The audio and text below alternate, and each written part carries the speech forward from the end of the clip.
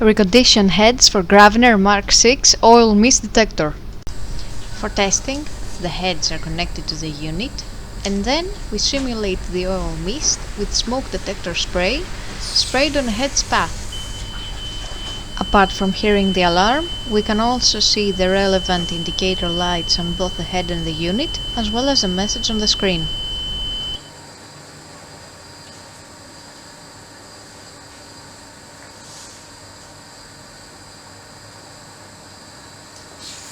The same process is repeated for the second head.